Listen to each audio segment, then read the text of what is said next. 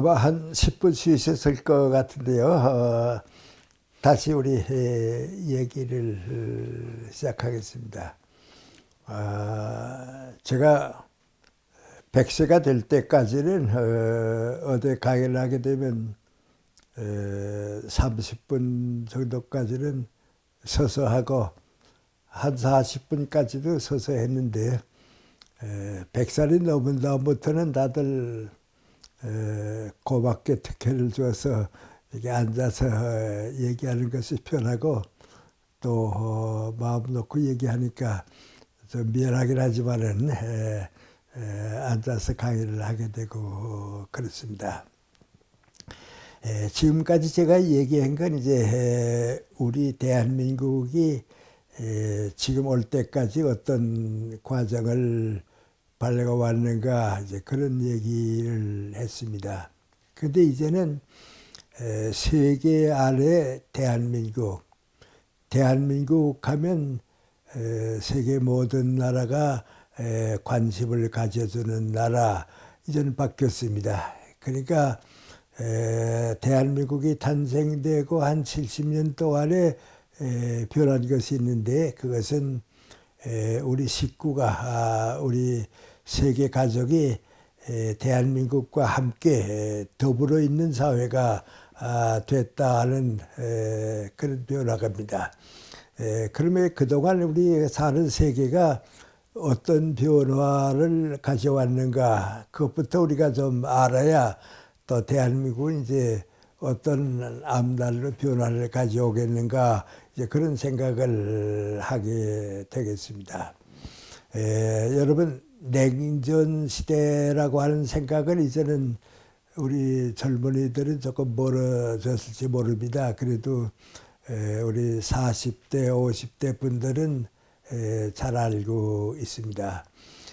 냉전 시대라고 하는 것은 이제 2차 세계대전이 끝난 다음에 세계는 이제 둘로 나누어졌습니다.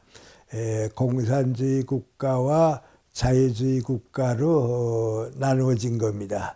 그런데 한때는 이 두 세력이 세계를 지배하고 있기 때문에 둘 가운데 하나는 없어지고 하나만 남게 될 것이다. 그래서 서로 남으려고 하는, 서로 세계를 지배하려고 하는 대립이, 갈등이, 때때로 이제 무력적인 충돌 비슷한 것이 이제 걱정되는 때, 그때가 이제 냉전 시대입니다.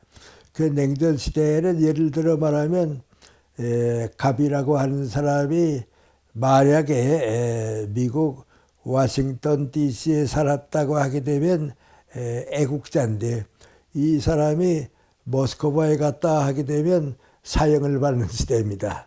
또 평양 사람이 서울에 오게 되면 감옥에 가는 때고 서울 사람이 평양에 가게 되면 또 감옥에 가는 때가고 그 냉전 시대입니다. 그래서 두 세력 가운데 하나는 남고 하나는 없어질 것이다. 이렇게 생각하는 때가 이제 냉전 시대인데요.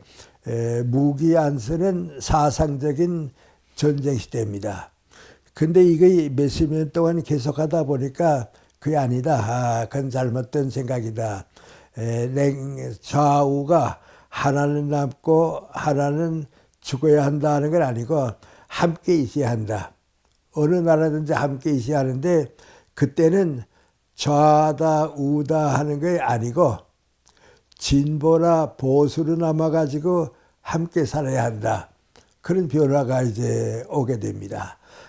그래서 모든 선진 국가는, 민주주의 국가는 냉전 시대를 끝냈습니다. 이제는 하나가 남는 시대가 아니고 둘이 공존하는 시대가 왔다. 그래서 미국이나 무슨 캐나다나 유럽의 나라나 일본이나 선진 국가들은 다 보수와 진보가 함께 삽니다. 그래서 좌파는 진보로 올라가고 또 우파는 보수로 올라가서 진보와 보수는 함께 삽니다. 그런데 우리 한국도 선진국가가 되면서 보수와 진보는 함께 삽니다. 지금 우리 좌우다 하는 말은 북한과 관계될 때는 좌우입니다. 그러나 우리 안에서는 이제 보수와 진보가 이렇게 함께 살고 있고 그렇습니다. 그런데 다 그렇게 된 것이 이제 민주주의 국가인데 법치 국가가 그렇게 됐는데 아직도 둘 가운데 하나만 남아있는 사회가 우리 주변에 있습니다. 다른 데는 이제 거의 다 없었습니다. 거의 다 없었는데 우리 주변에 있는데 하나가 민관이 러시아입니다. 러시아는 아직도 하나가 남지 진보라고 할까요? 그 공산주의 전통이 남지 다른 건 용납되지 않습니다. 그러니까 야당이 없습니다. 반대 세력은 쫓겨나거나 감옥에 가게 되어 있습니다. 그런데 또 하나 그런 나라가 있는데 중국입니다. 중국이 하나만 있지 둘이 같이 있을 수는 없다고 하는 사회를 지금 자꾸 굳어지고 있습니다. 북한은 뭐 말할 것도 없고요. 그거는 그렇습니다. 그러니까 중국도 아직도 야당이 없고 정부를 반대하는 세력이 없습니다. 그러니까 우리 주변에서 러시아와 중국을 제외하고는 전 세계가 진보와 보수는 함께 살게 돼 있고 우리도 그렇게 살게 돼 있습니다. 그런데 이렇게 또 몇십 년을 쭉 살다가 이전 21세기도 20년이 지났거든요. 그리고 나니까 이제 사상가들은 멀리 앞을 보는 역사를 보는 사람들은 민구하니 이제는 보수와 진보가 함께 사는데 무엇을 선택하는 나라가 성공하고 무엇을 선택하는 나라가 실패하느냐 그것도 중요한 문제다. 그런데 보수를 택해도 좋고 진보를 택해도 좋은데 열린 사회로 가는 것은 공존하는 함께 사는 다원 사회가 되기 때문에 21세기를 살아갈 수가 있고 폐쇄 사회, 닫힌 사회로 가는 나라들은 이제 폐쇄한 속에서 우리끼리 살다가 그 안에서 무너지고 마니까 뭐 21세기 살지 못한다. 오래 가지 못한다. 지금은 열린 사회로 가느냐 닫힌 사회로 가느냐 그 문제입니다. 그런데 미국이나 캐나다나 유럽들은 이제는 보수와 진보 가지고 대립되지 않습니다. 왜냐하면 어느 나라가 열린 사회로 가고 어느 나라가 폐쇄 사회로 가느냐. 열린 사회는 함께 사는 사회가 되니까 유엔과 더불어 살게 되고 폐쇄 사회는 함께 살 줄 모르니까 아직도 우리 정권을 사랑하는 사회, 정권을 지키려고 하는 사회가 돼서 발전이 없으니까 무너진다. 그렇게 보고 있습니다. 예를 들어 말하면 제일 처음 우리가 느끼는 게 뭐고 하니 소련이 왜 무너졌는가. 소련이 공산주의 정책을 가지고 있을 때에는 폐쇄된 사회입니다. 그러니까 폐쇄된 사회를 더 돌아봐요. 가둬둬라. 자기네끼리 잘 살라고 내버려둬라. 그러니까 그 자체가 무너졌습니다. 그래서 러시아가 남고 주변 국가들이 다 이제 독립해가지고 다 새로운 사회를 우크라이나도 다 새로운 사회를 만들고 그렇습니다. 그런데 아직도 그걸 하지 못하는 러시아, 중국, 북한은 열린 사회를 막고 있습니다. 자꾸 닫혀진 사회를 만듭니다. 우리하고 제일 가깝고 또 이제 관계를 깊이 가지고 있는 중국이 모택동 때에 폐쇄 사회를 택했습니다. 그러다가 등서평이 오면서 안 된다고 개방 사회로 갔습니다. 경제는 개방했습니다. 경제는 개방했지만은 정치는 여전히 폐쇄 사회를 가졌는데 지금 시진핑이 이제 정권을 잡은 다음에는 다시 폐쇄 사회로 갑니다. 홍콩도 너희 마음대로 못한다. 대만도 우리 안에 무력으로 들어오지 않으면 안 된다. 무력으로라도 끌어들이겠다. 그렇게 생각합니다. 그런데 그것이 아무것도 아닌 것 같지만은 우리가 살아보게 되면은 아직도 후진국가구나 말이죠. 아직도 폐쇄 사회로 가는구나. 그걸 느낍니다. 예를 들어 말하면 이제 제가 느끼는 것도 그런데요. 61년, 62년 이제 미국에 좀 머물다가 미국 남쪽 텍사스주가 있죠. 거기에 갔습니다. 그런데 그 텍사스 사람들, 나이 많은 사람들이 뭐라 하는 거 하니 우리 텍사스주에서 석유가 많이 나옵니다. 그 석유 가지고서 미국이 다 혜택을 봅니다. 그러니까 텍사스 주에서 나는 석유 가지고 미국 전부가 혜택을 받으니까 텍사스 주 사람들이 뭐라고 하니 독립하면 어떠냐? 하면 우리끼리 더 잘 살 테니까 나눠주지 말고 독립하면 어떠냐? 그런 운동이 일어났습니다. 그런데 미국의 텍사스주가 우리 독립하겠다. 그러면 여러분 어떻게 생각하십니까? 독립 못할 것 같죠? 미국은 해요. 미국은 해요. 그럼 어떻게 하느냐? 독립하는 것보다는 함께 사는 것이 더 잘 사는 거라는 거 보여주기만 하면 들어올 수 있으니까 말이죠. 그렇게 사는 겁니다. 그러니까 지금 미국이나 이제 영국이나 유럽 사회가 보게 되면 중국이 대만을 왜 자꾸 저렇게 괴롭히냐 말이죠. 너희는 너희대로 잘 살고 우리는 우리대로 잘 살고 합하면 더 잘 살지 않냐고. 똑같이 살아야 할 필요는 없으니까 너희는 너희 장점 가지고 살고 우리는 우리 장점 가지고 살아서 하나가 되자. 다른 건 모르지만은 중국하고 대만하고는 언어 문화권은 같습니다. 중국어 문화권이 되고 있거든요. 그러면 같은 중국어 문화권인데 잘 살기도 하고 못 살기도 하고 근데 그냥 두면 되지 않냐 말이죠. 근데 실질적으로 가봅니다. 가서 중국도 쭉 가보고 대만도 쭉 가보고 옛날에 이제 홍콩도 가봅니다. 저도 좀 이제 다녀보면요. 홍콩이 훨씬 잘 삽니다. 모든 점에서 잘 삽니다. 그 다음에 대만이 월등하게 잘 삽니다. 평균하게 되면 중국은 아직 많이 떨어집니다. 그러니까 대만 사람들이 같아지지 않으려고 하는 거죠. 왜 우리 행복한 사회 두고서 내려갈 필요가 있냐 봐요. 근데 중국은 민구안이 자유중국이라고 인정할 수가 없단 말이죠. 중국은 하나만 돼야 한다고. 그러니까 이제 폐쇄사회입니다. 근데 내가 이건 역사적으로 전공한 건 아니고요. 그 시대를 살면서 이제 쭉 느끼는 건데, 러시아가 지금 이제 소련에서 다 연방국이 떠나지 않았어요. 떠나고 혼자 남게 되는데 왜 남게 됐는가 그런 얘기 하는데 그 남게 만든 두 정치 공로자가 있다고 합니다. 공로자가 있는데 한 사람은 미국의 레이건 대통령이고요. 그리고 또 한 사람은 요한 23세 노바 교화입니다.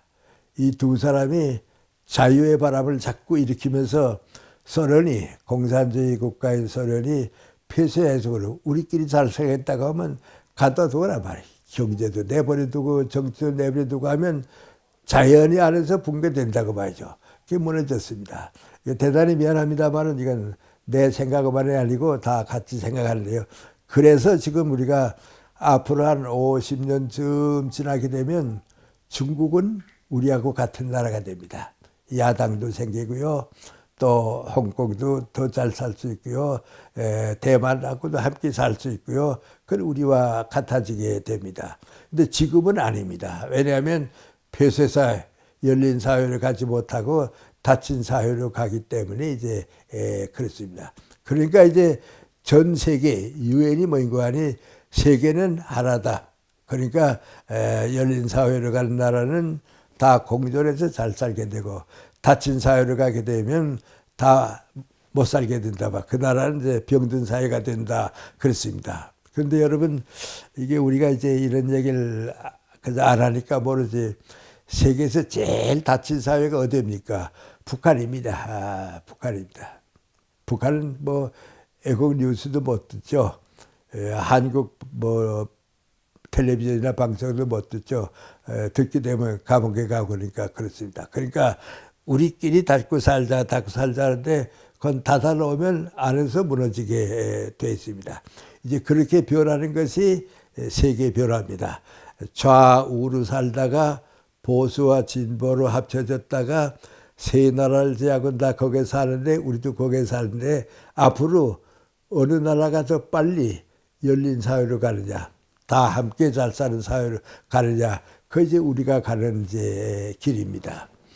그럼 이제 우리 문제로 이제 돌아가야 하겠죠. 우리 문제로 돌아가야겠는데 우리는 아무래도 이제 남북한 관계가 있으니까 북한의 영향을 안 받을 수 없고 또 북한의 영향을 완전히 끊어도 안 되고 통일이 돼야 되고 그러니까 북한을 어떻게 대하는가 하는 게 이제 문제입니다.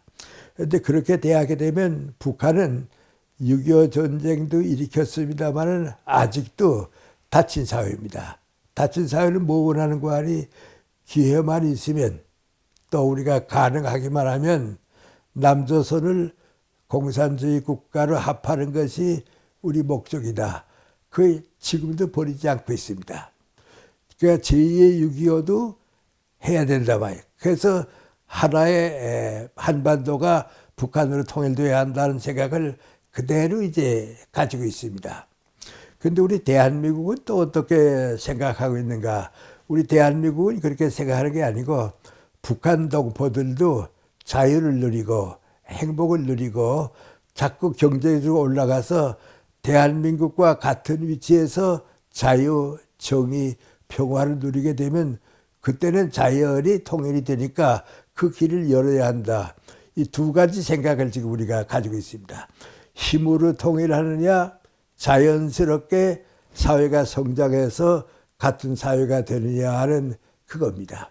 이제 그렇게 되게 되면 복잡한 것 같지만은 뭔가 우리 사회 목표가 있어야 합니다. 어떤 목표로 가야 하느냐 하는 게 문제인데 일본을 보면 짐작할 수 있습니다. 일본은 어떻게 생각하냐게 되면 지금은 앞으로 한 50년까지는 중국이 성장할 때까지 러시아가 자유를 누릴 때까지 북한이 새로운 나라가 될 때까지는 한 50년 걸릴 테니까 그때까지는 자유세계, UN, 민주주의 국가와 더불어 같이 있다가 한 50년쯤 지나게 되면 중국이 민주화되고 자유를 누리게 되고 민주주의 국가가 되게 되면 그땐 우리하고 뭐 싸울 필요도 없고 대립할 필요도 없고 경제가 하나가 될 수 있으니까 그 길을 택해야겠다. 그 일본은 지금 그 길을 택하고 있습니다.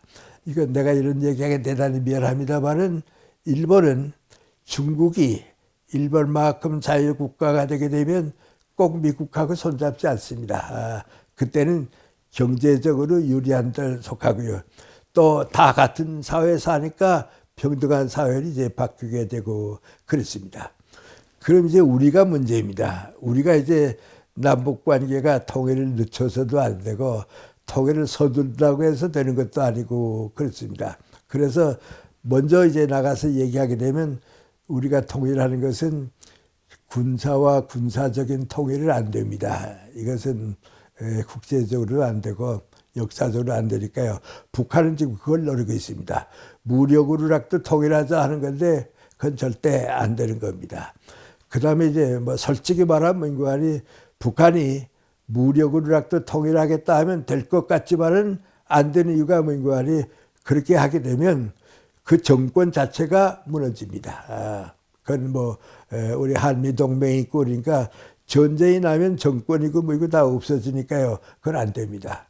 그럼 이제 언제쯤 되느냐? 이제 저 같은 사람의 생각은 길게 시간을 잡아도 괜찮지만은 가급적이면 남쪽과 북한의 국민들이 마음대로 왔다 갔다 갈 수 있는 길을 열어줘야 합니다.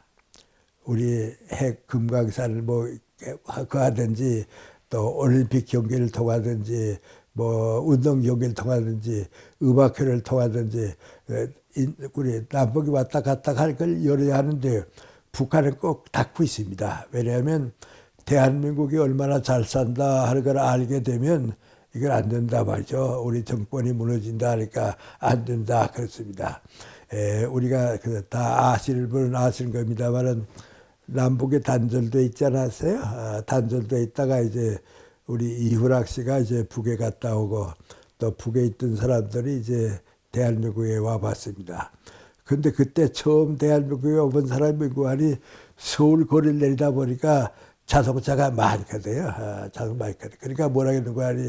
우리가 왔다고 해서 지방의 자동차다 서울로 끌어올려 왔느냐고 이렇게 말할 수가 없는데 그렇습니다. 그만큼 그 사람들은 대한민국이 잘 산다고 하는 것이 국민에게 알려지면 안 됩니다. 그러니까 막는 겁니다. 하고 또 재미있는 얘기는 뭐 얼마 전이죠. 북한 사람들이 우리나라에 왔죠. 와서 이제 점심시간이 되니까 강남에 있는 어떤 갈비집에 초대를 했어요. 정원에 이제 우리가 초대해서 했는데 그 사람들이 제일 처음 물어본 거예요. 뭔가 하니 이 갈비 식당을 이거 정부가 하는 겁니까? 개인이 하는 겁니까? 하고 물어봤습니다. 왜냐하면 암만 작은 기업이라도 그건 정부가 하지 개인이 하는 건 없습니다. 북한에는 개인이 하는 건 장마당밖에 없습니다. 그리고 우리 뜰 안에서 심은 채소 같은 거 먹는 것밖에 없습니다. 다 농사짓은 바치고 또 거기서 받아가지고 배급 받아가지고 사니까 이제 그렇습니다. 그래서 인적 자원 사람이 이제 왔다 갔다 하는 걸 해야 하고요. 그 다음에 두 번째는 우리가 새로운 정부가 생기면 어떻게 열지는 모르겠습니다만은 문화 교류를 좀 많이 해야 합니다. 우리 음악회도 북에 가서 해주고 영화도 북쪽 걸 우리도 봐주고 우리 걸 북쪽에서도 보게 하고 그 문화는 국경이 없으니까요. 항상 이렇게 도움을 주고 그래야 합니다.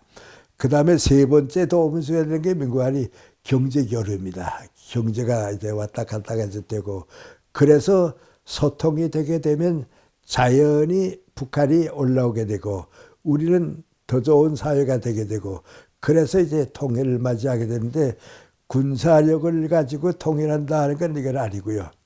정치인들 가지고 한다는 건 아닙니다. 미안한 얘기지만은 저 같은 사람은 문재인 대통령이 김정은을 만나서 약속했다고 그러지만은 김정은이 그 약속을 지켜준다고 믿은 사람은 없습니다. 저는 뭐 북한에서 살다 왔으니까 없습니다. 지금 와서야 문재인 대통령도 민구한이 김정은이 다 나한테 거짓말했다고 말이죠. 나를 배신했다 지금 그런데 그건 뭐 그럴 수밖에 없습니다. 이제 그걸 우리가 세월을 가지고 이제 기다리는 책임이 있고 그래야겠습니다. 그럼 이제 우리 문제입니다. 우리 문제고 이제 최근 정권이 바뀌게 되고 이제 그러니까 더군다나 이제 우리 생각해야 되는데 문재인 대통령을 우리가 모시고 이제 5년 동안 보냈지 않았어요. 문재인 대통령이 실패했느냐 성공했느냐 그건 이제 보는 관점 따라서 다릅니다. 그러나 표준은 있습니다. 그건 무슨 표준과 하니 문재인 대통령이 들어와서 경제가 더 성장할 수 있었는데 못했는가 경제가 문재인 대통령 때 더 성장했는가 물어보면 됩니다. 문재인 대통령 때 제일 실패한 건 민구한이 경제입니다. 그럼 그 경제가 왜 실패했는가? 경제는 국제 무대에서 이제 봐야지 국내 안에서 해결하는 건 아닙니다. 그런데 청와대가 구성될 때부터 문재인 대통령과 함께 일한 사람들이 전부 민구한이 우리 안에서 우리끼리 노사 문제도 해결하고 우리끼리 하게 되면 경제 문제가 해결하게 된다고 말이죠. 그래서 소득 주도 성장이라고 하는 걸 썼습니다. 그건 150년 전의 정책인데 어느 나라도 그렇게 생각하는 건 없습니다. 그것은 잘 사는 사람 것을 빼앗아서 또 세금으로 받아가지고 다 나누어 가지면 소득이 올라가니까 성장이다 그렇게 보는데 그건 다 함께 가난해지는 것밖에 없습니다.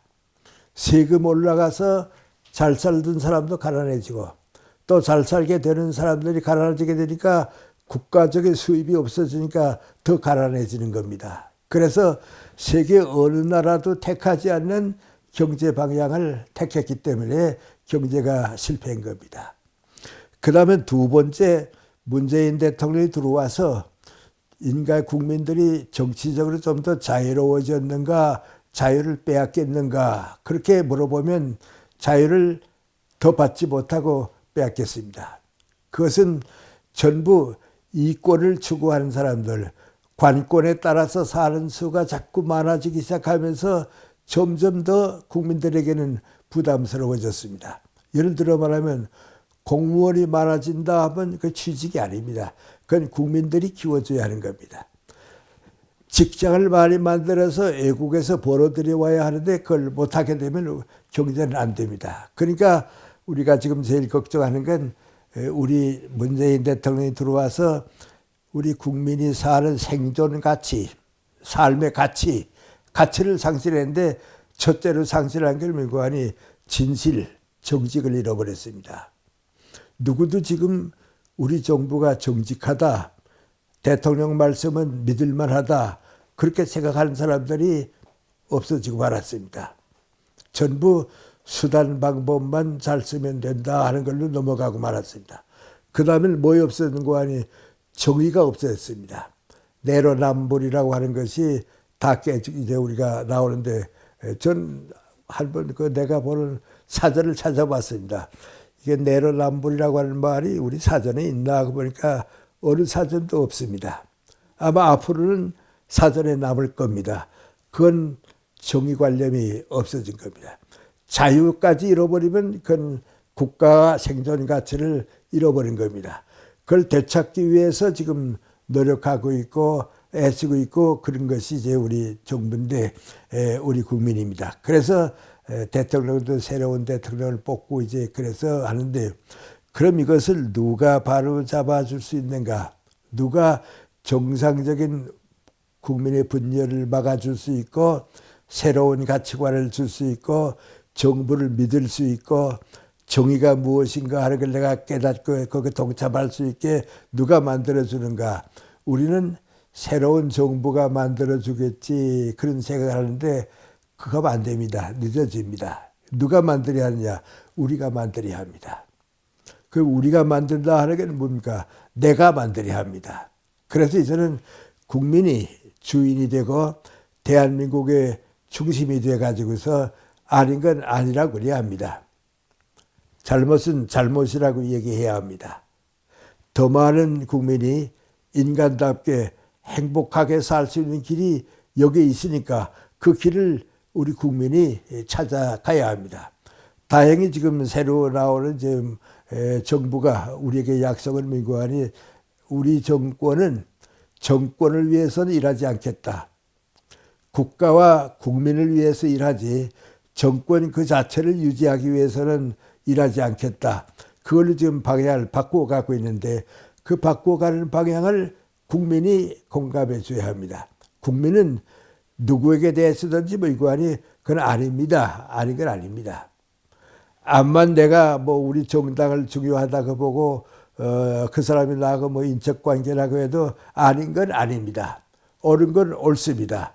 또 거짓은 믿으면 안 됩니다. 진실은 따라가야 합니다. 그래서 우리가 판단하는 수가 국민이 절대다수가 될 때에 올바른 길을 걷게 됩니다. 그 이전 조금 빨리 간 과업선이 있습니다만은 그 중심을 우리가 책임져야 합니다. 우선 내가 책임을 져야 하는데요. 내가 책임지는 것은 이제 제가 얘기한 건 역사가 변하고 사회가 변하니까 우리가 무엇을 해야 할 것인가 하는 그 책임인데 그거보다도 더 기본적인 게 있습니다. 그건 민관이 정치가 바뀌든지 사회가 달라지든지 내가 어떻게 할 인간다운 인간으로 살 수 있는가. 나 자신이 누가 보든지 무슨 일을 하든지 우리가 행복을 찾고 우리가 인간의 가치를 찾고 살 수 있는가. 나부터 새로워지자 말이죠. 나부터 새로워지자. 그것이 더 깁니다. 그런데 오늘 제가 여러분한테 말씀드리고 싶은 것은요. 이제는 이제 우리 문제입니다. 내 문제가 이제 우리 문제인데 제가 몇십 년 동안 이제 쭉 오늘까지 살아오는 동안에 한국 사람이 뭐 여러 가지 문제가 있고 흑백 논리도 있고 또 뭐 좌우 문제도 있고 다 있지만은 한국 사람 자체가 자기 자신을 잃어버려서는 안 되겠다. 자기 인생을 빼앗겨서는 안 되겠다. 그걸 느꼈습니다. 그런데 그걸 느낀 건 다른 건 아니고요. 내가 40대 초반에 이제 미국 가 있었으니까 60년쯤 전인데요. 미국에서 이렇게 교수 생활하면서 여러 사람들을 만나봅니다. 만나보면 그때 그 사람들이 제일 많이 쓰는 얘기가 있습니다. 그 미국안이 인생은 60부터다. 그래요. 여러분 어떠세요? 그때 우리는 60이면 회갑인데요. 회갑이 되면 인생이 끝나는 걸로 알았거든요. 그런데 그 사람들은 인생을 60부터라 그래요. 내가 하버드 대학에 있을 때 내가 가장 존경하는 폴 틸리라고 하는 교수가 있었는데요. 그분은 독일 사람이죠. 미국에 와서 유니온 신학대학에서 65세가 정년이 됐습니다. 하버드 대학이 7년을 계약해서 모셔갔습니다. 그 우리나라는 73세 끝나게 될 때 내가 종강식에도 참가하고 그랬는데 끝나는 줄 알았는데 시카고 대학이 5년을 또 모셔갑니다. 그러니까 우리 나이로 말하면 78세까지 대학에서 강의하는 겁니다. 근데 우리는 65세가 되게 되면 일률적으로 다 대학을 이제 떠나게 됩니다. 이제 그걸 보고서 내가 한국에 이제 돌아왔는데요. 돌아와서 40대 이제 초반이 되고 그러니까 한 20년 동안 열심히 뛰고 그랬습니다. 그러니까 내가 해갑이 됐대요. 근데 해갑이 되는데 내가 얼마나 늙었나 하고 따져보니까 늙은 건 아무것도 없어요. 더 공부도 하고 싶고 인생도 정말 이제 출발했으면 좋겠는데 자꾸 다른 사람들이 날 늙은이로 만들어요. 늙은이 취급을 해요. 그래서 내가 살아보니까요. 사람은 제가 늙는 게 아니고 남이 늙은이를 만들어요. 남이 날 늙은이를 만들었다고 나도 따라가게 되면 나만 손해보는 거예요. 그래서 예를 들어 말하면 이제 해갑이 됐거든요. 해갑 기념 넓은 집도 해줘서 뭐 받았어요. 그러니까 김영석 교수가 해갑이 됐다 하니까 연세대학교 이제 아침에 나가지 않아요. 나가면 며칠 전에만 해도 후배 교수들이 안녕하십니까 한다든지 일찍 나오셨습니다. 그렇게 인사하던 교수들이 해갑이 지났다 하니까 인사가 달라져서 건강한 괜찮으시죠? 뭐 그러기도 하고요. 또 요즘 뭘로 소일하세요? 노는 줄 알아요. 해갑 지났으니까. 야 이것 봐라. 내가 늙을 건 아무것도 없는데 남이 날 늙은이로 만드는구나 말이죠. 잘못하다 나도 늙어버리겠다 말이죠. 그래도 65세 정년을 맞이하면 떠나야 합니다. 5년 남았죠. 그래서 5년 동안 정말 열심히 일했습니다. 내 인생이 이걸로 끝나니까 열심히 일해야겠다. 그래서 65세까지 딱 되고 나니까요. 대학에서 환송식을 하대요. 그때 65세 떠난 교수가 5분이 있었는데 5사람에게 이제 성별하면서 총장이 이제 내 얘기하면서 그래요. 김영석 교수님이 오랫동안 우리 학교 캠퍼스에서 만나고 인사하고 또 그 어려한 목소리도 듣고 그랬는데 이젠 다시 못 보게 됐다고 그러대요. 그러니까 나 속으로요. 아 이거 이젠 늙었다고 내쫓는구나 말이죠. 이젠 어디로 가지? 갈 데가 없어요. 이제 학교 끝났으니까 이제 나도 정년 퇴직하고 내 이제 끝나는가 보다 그랬습니다.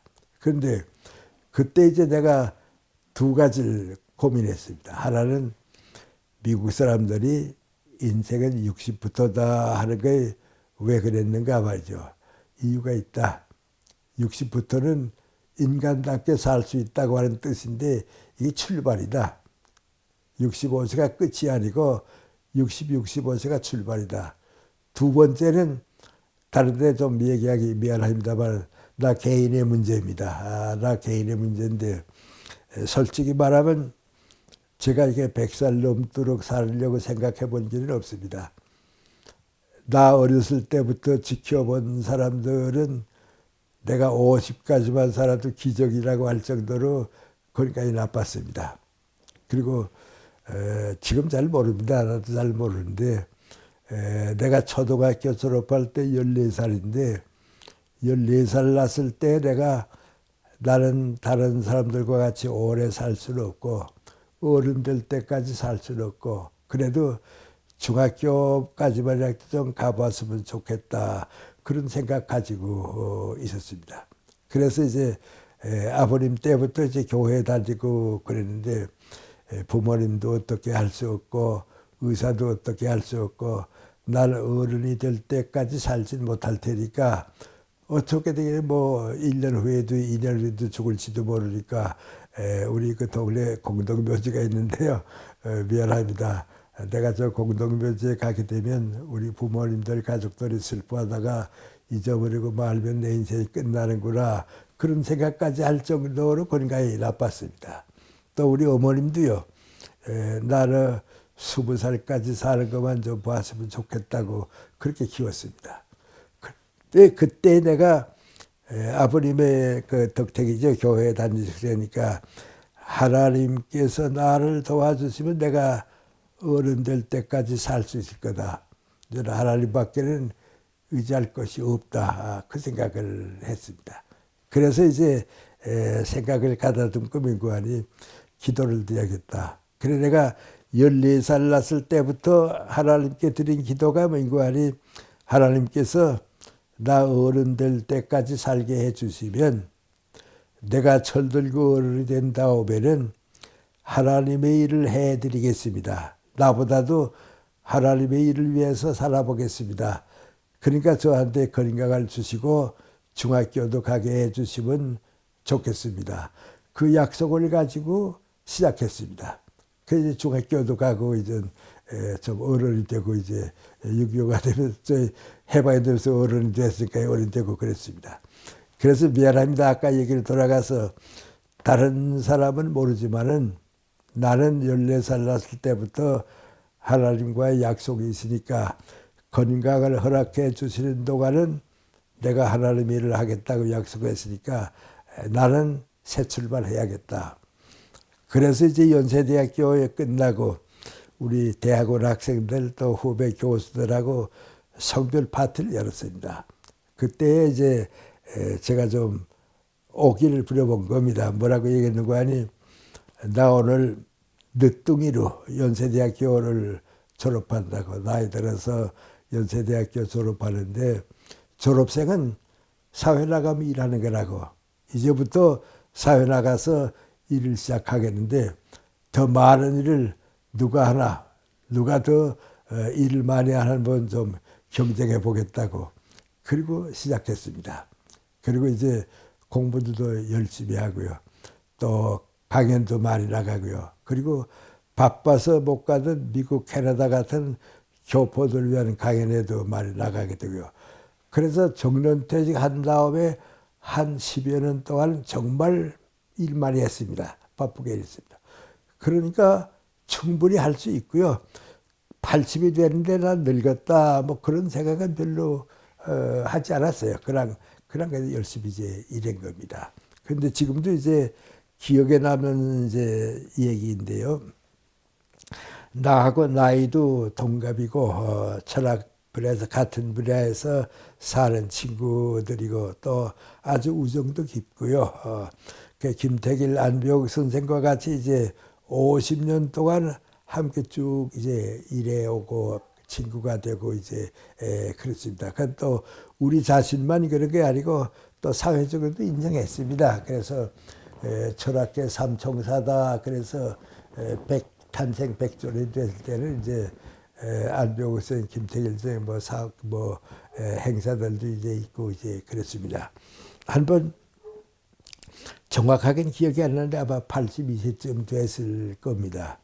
우리 셋이 이제 만나서 무슨 얘기를 하다가 계란에는 노른자위가 있어서 병아리도 깔아오고 계란굿을 하게 됐습니다. 노른자위가 없으면 그 계란이 의미가 없습니다.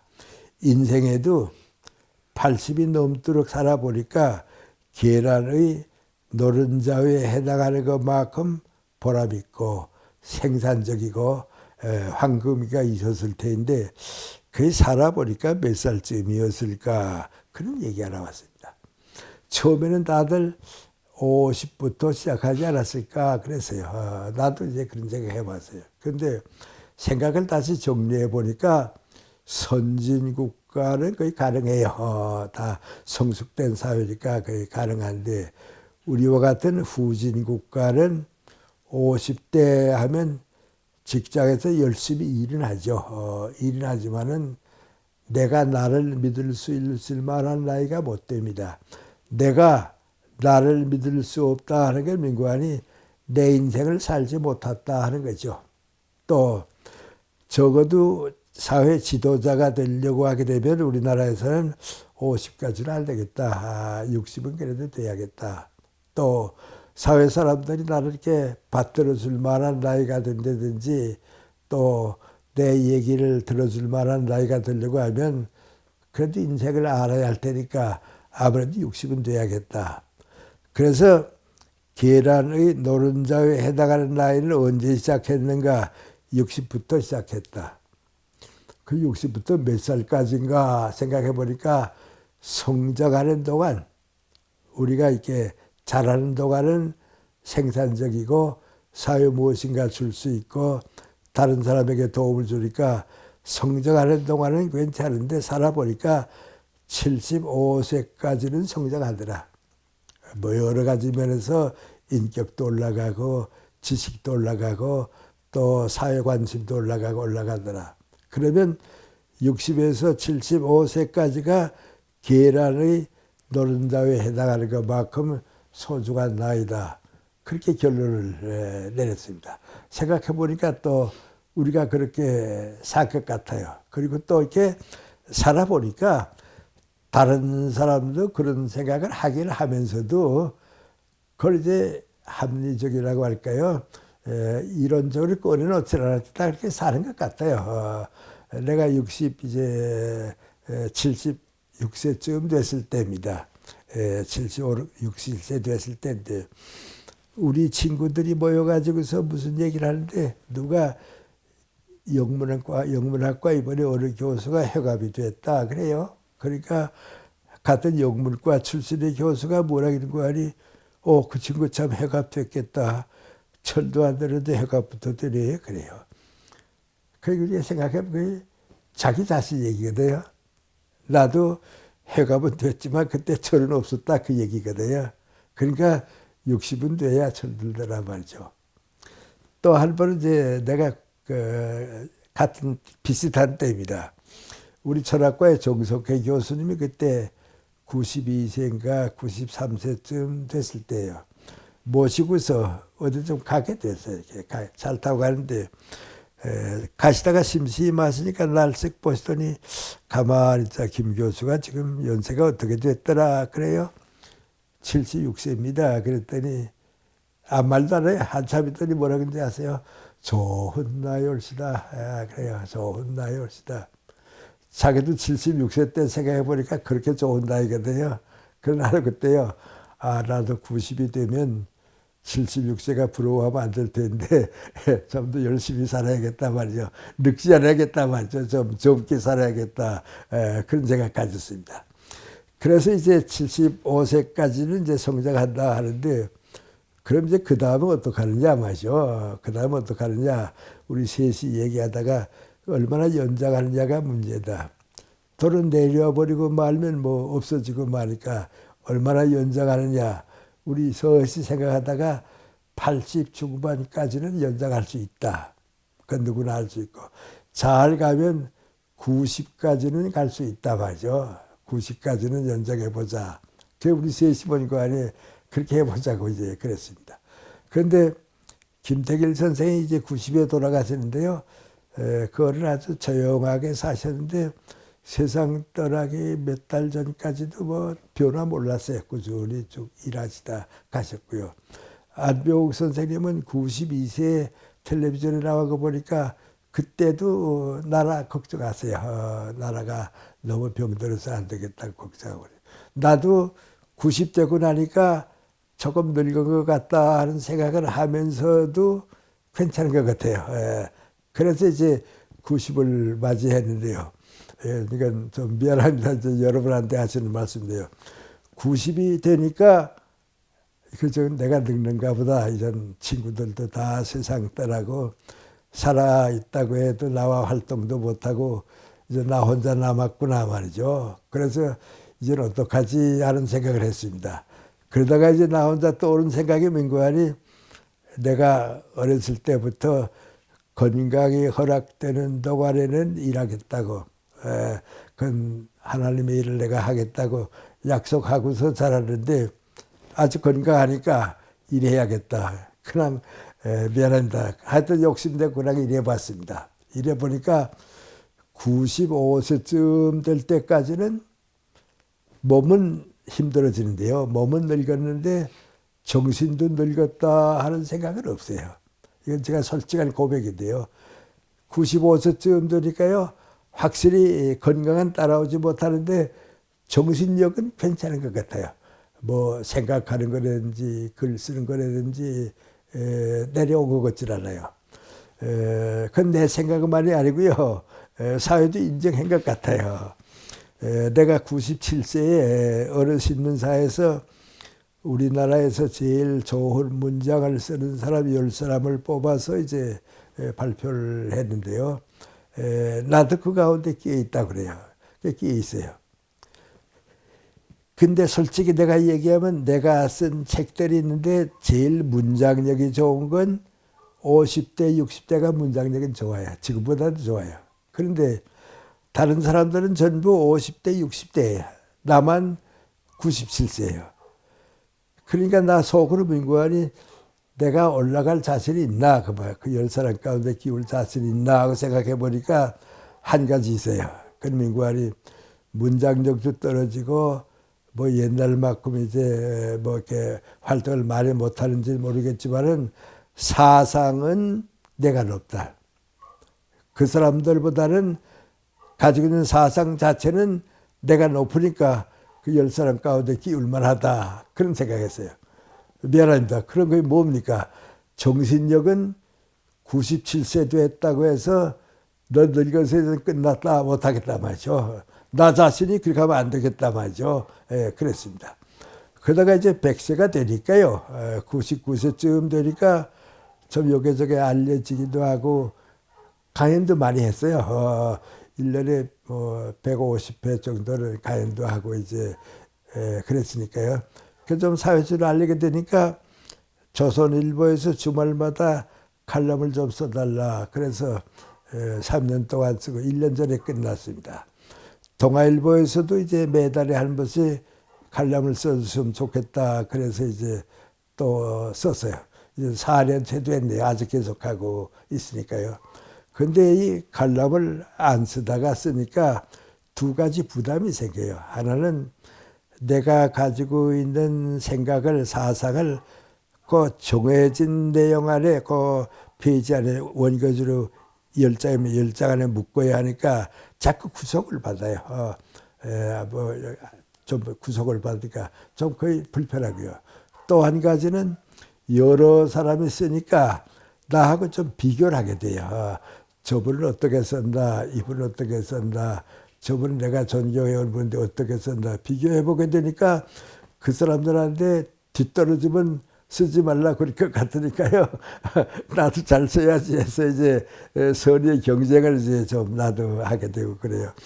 동아일보는 지금 계속 하는데 지금 같아서는 이제 그만두라고 안길 것 같아요. 좀 더 계속해달라고 그럴 것 같은데요. 그런데 미안합니다. 그러면 거의 언젠가 99세부터 지금까지입니다. 90부터 지금까지입니다. 그러니까 지금은 아주 이런 나이 든 얘기해서 대단히 미안합니다만 제일 좋은 때가 언제고 하니 열쯤 돼서 하루를 끝내고 이런 잠들어야겠다 하고 자리에 누울 때가 그렇게 좋아요. 하루가 끝났다 그러고요. 제일 힘든 때는 언제고 하니 아침 6시 되면 일어나는데요. 6시 되면 시계 보고서 아이고 일어나긴 일어나야겠는데 몸이 따라오지 않는구나 해서 그 내가 날 깨우는 고생을 하게 되고 그래요. 그래서 지금은 내 정신력이 내 건강을 지고 다니는 것 같아요. 여러분도 이제 오래 사시게 되고 그럴 것 같아요. 그럼 내가 이런 얘기를 왜 여러분한테 말씀드리냐면요. 내가 살아보니까요. 정신력은요. 늙는 거 아니에요. 그러니까 내가 잘 키우기만 하면 늙는 거 아니에요. 그럼 그 늙지 않게 항상 젊게 사는 게 무슨 방법이냐 말이죠. 일본 사람들이 그런 문제 가지고 사회적 문제가 돼서 많이 고민했는데요. 내가 경험해보고 꼭 같은데 민구하니 첫째가 민구하니 공부해야 돼요. 계속해서 책 읽고요. 공부하고. 나 나름대로 공부하는 거예요. 그 일본 사람들은 뭐라 민구하니 60이 넘으면 반드시 공부 시작해라. 독서를 시작해라. 그래서 정신적인 영역을 항상 계속해서 내가 나를 키워라. 내 정신력을 내가 날 키우니까 공부하고 독서하는 겁니다.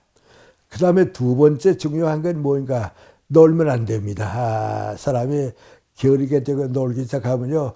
인생이 그만 훅 내려가 버리고 맙니다. 뭐든지 일을 해야 합니다. 사회적으로 찾아서 일하는 것은 이건 젊게 사는 하나의 길입니다.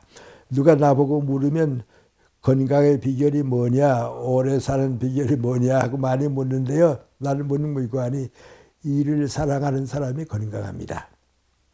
또 일을 사랑하는 사람이 내가 보기에는 오래 삽니다. 그래요. 그리고 정서적으로는요.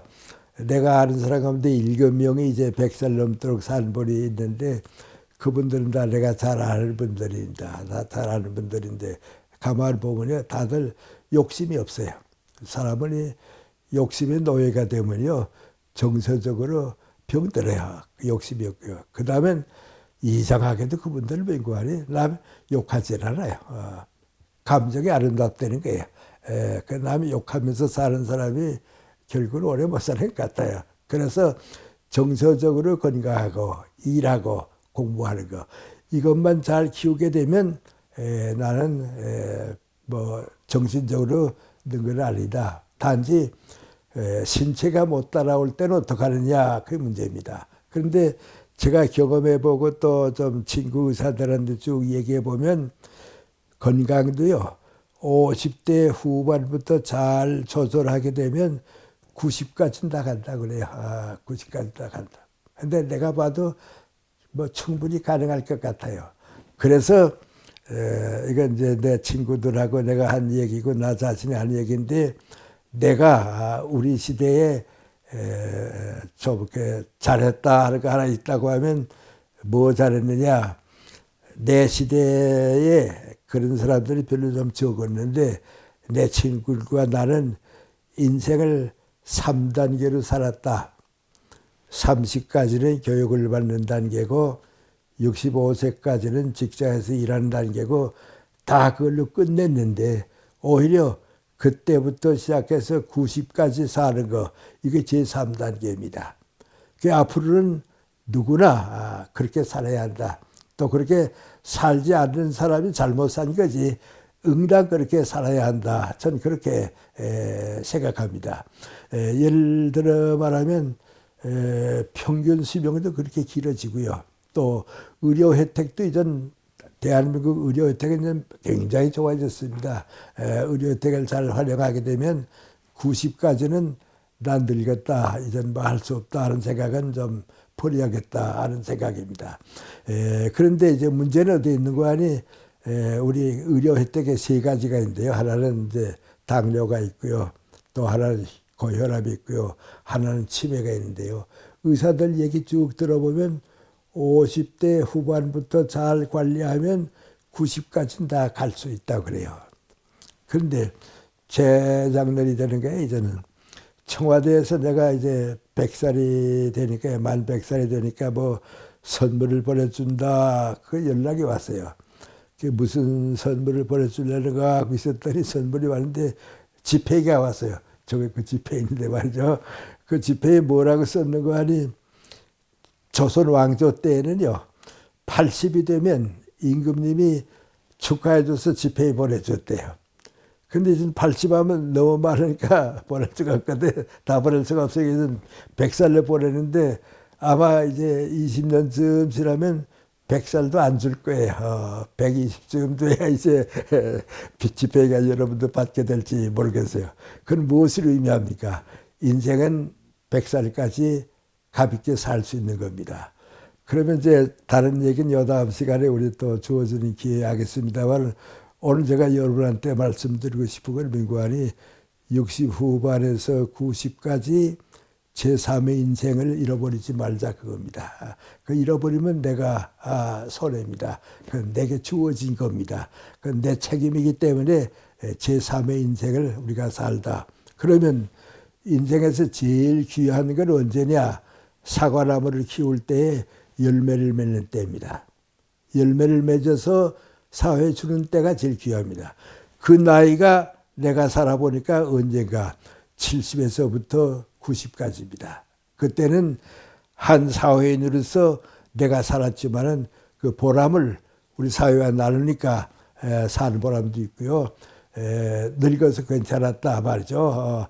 많은 사람들이 다 이렇게 살아줬으면 좋겠다. 그러면 행복한 나라, 행복한 사회는 국가와 민족도 항상 새로 태어나야 합니다. 그러나 더 중요한 것은 국가 민족도 그 다음이지만 우리 국민이 나라의 주인이니까 여러분이 새로 태어나야겠는데요.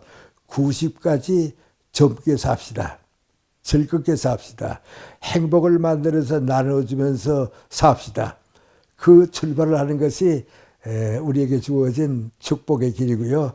또 제가 여러분과 더불어 오늘 우리 양교회 갈 때마다 배우는 여러분을 생각하면서 우리 90까지는 젊게 행복을 창조해서 나누어주는 인생을 살아주시기 바랍니다. 올해 경청하시느라고 피곤하셨죠? 고맙습니다. 그걸로 끝내겠습니다.